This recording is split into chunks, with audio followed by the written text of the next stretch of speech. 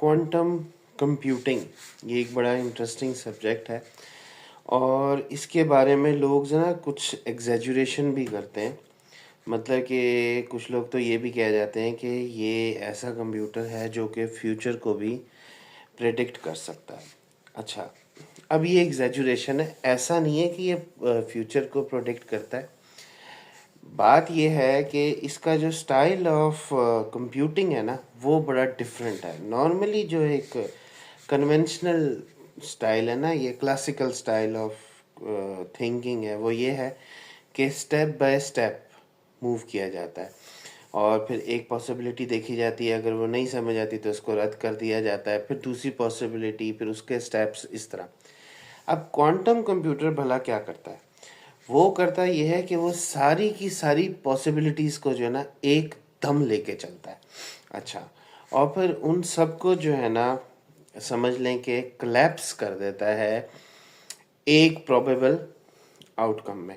तो वो जो आउटकम होती है ना वो ऐसे लगता है जैसे कि इसने फ्यूचर प्रेडिक्ट कर दिया है, लेकिन वो ये है कि उसने सारी कैलकुलेशन ज़रा सारी जल्दी कर लेता है और रिज़ल्ट सामने जल्दी ले आता है। तो ऐसे लगता है जैसे कि ये जो है ना फ्यूचर प्रेडिक्ट कर सकता है। ऐसा नहीं है।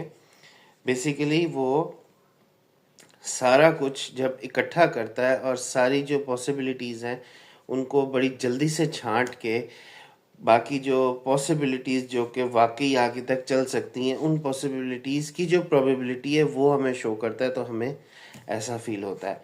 उम्मीद करता हूँ ये बात समझ आई होगी आपको, क्योंकि नॉर्मल कंप्यूटर में वन बाय वन, चाहे वो सुपर कंप्यूटर ही क्यों ना हो, एक एक पॉसिबिलिटी अलग-अलग कंप्यूट हो रही होती है।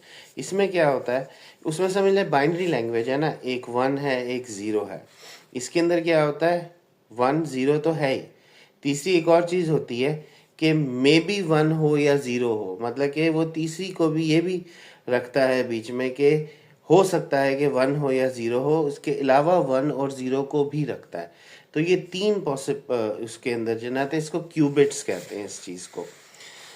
नॉर्मली तो बिट्स होते हैं ना, ज़ीरो और वन, ये क्यूबिट्स, इसके अंदर दो ज़ीरो और वन, और फिर ज़ीरो वन इकट्ठे भी, इस तरह से आप इसको ले लें।